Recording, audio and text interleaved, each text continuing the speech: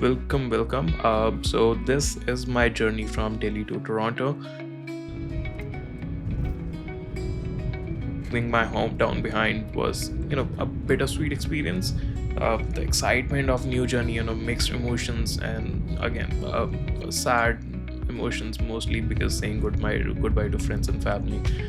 But yeah, can't express that into words. But here I was heading towards a new chapter in my life, Toronto, Canada. Okay, so the airport experience. Airport wasn't that crowded from what I've seen usually in domestic travels, but it was okay. Process if you are if you have already seen a couple of videos on YouTube before coming to the airport, you would be pretty much familiar with all the process, and it just eases out everything. So yeah, pro tip: keep all your original documents handy, soft copies on your phone just in case if needed. So now here's the thing. So everything was going smoothly. Arrived at airport on time, like easily like 4 hours prior to my flight time, because international flight. So yeah, you don't want that headache rushing into things. Done with the initial steps. Got into the airport, and the final thing. So luggage, baggage weighing. So I was 1 kg over limit from what I was allowed, and I thought they'll just let it slide. But yeah, they had different plans for me. Turns out, airlines only lets you purchase baggage in 9 kg slots. I think I could be wrong here, but yeah, they charged me 10,000 rupees for 1 kg over limit. I took the L and just paid for it. Otherwise, I was given an option to just uh, take out 1 kg of stuff from my luggage and hand it over to my family. Uh, but yeah, that would have been a lot of hassle because my luggages were all wrapped up. But yeah, got over that and headed over to security check. So that went pretty smoothly as well. So yeah, in-flight experience. So I boarded my flight. The in-flight experience was okay, nothing too fancy because again, if you're flying economy, you wouldn't expect anything fancy either. So I had a direct flight, 14 to 15 hours. Took a nap, watched a couple of web series episodes, and before I knew it, and 14, 15 hours just passed like that.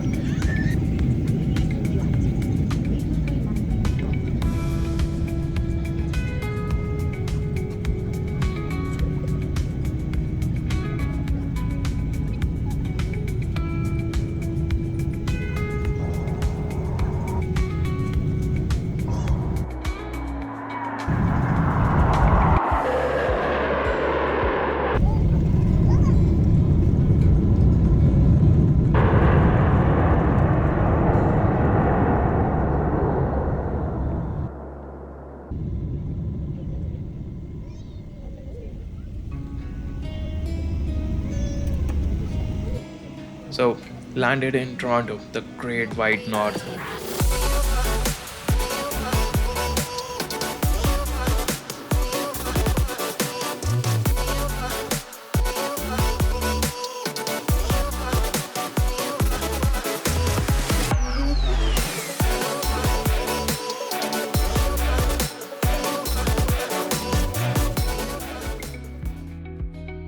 Although I landed in November, no snow. Well, that's my welcome in Toronto. Let me know yours in the comment section. And yeah, moving ahead. So yeah, you might want to just pause a bit here, just get familiar. If you are a first time flyer, maybe this video might help you out, getting familiar with the steps.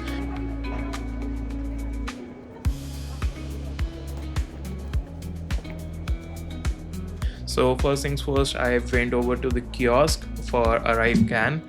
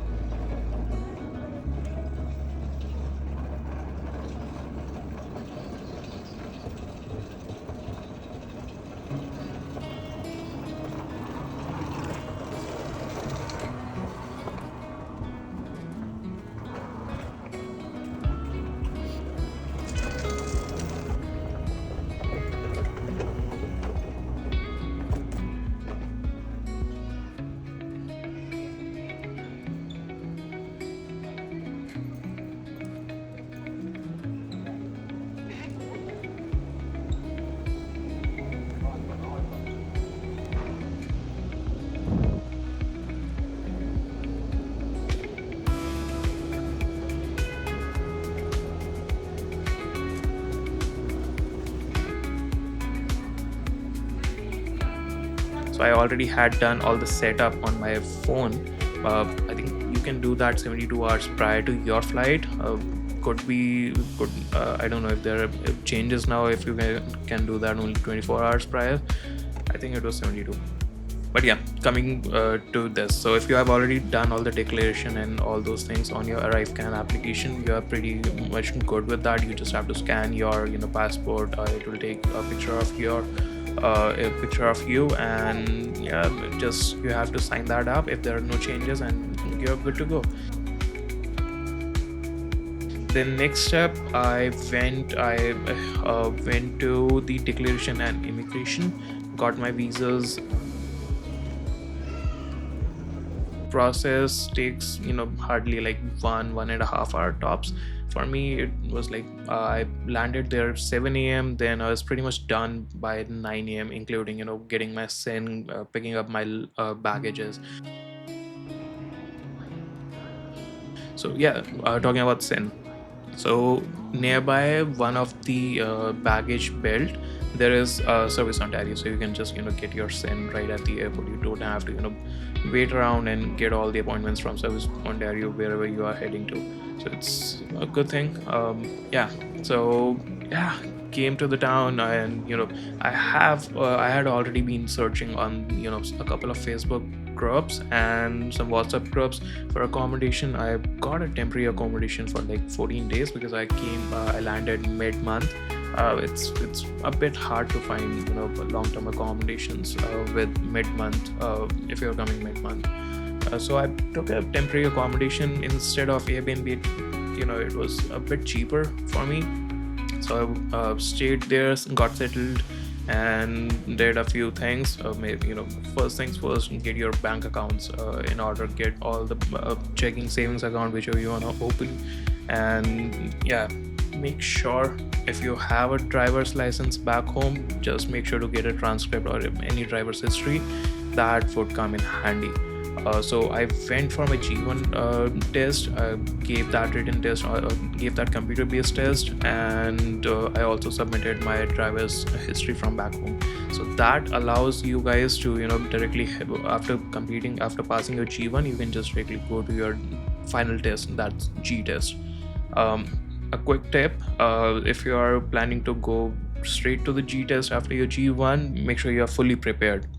If you fail your G test, there's one catch. You'll then have to appear for your G2, and then you'll have to appear for G. Although there's like no time gap, unlike others who don't have a experience submitted from back home, they would ideally go and appear 1 year ahead of every test that they appear for.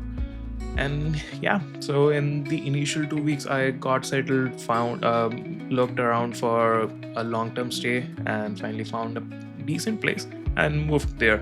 So yeah, guys, this was my initial 2 weeks in Toronto, Canada, and hope you like it. And yeah, feel free to share your experience in comment section below, and don't forget to like, share, and subscribe. Until next time, bye bye.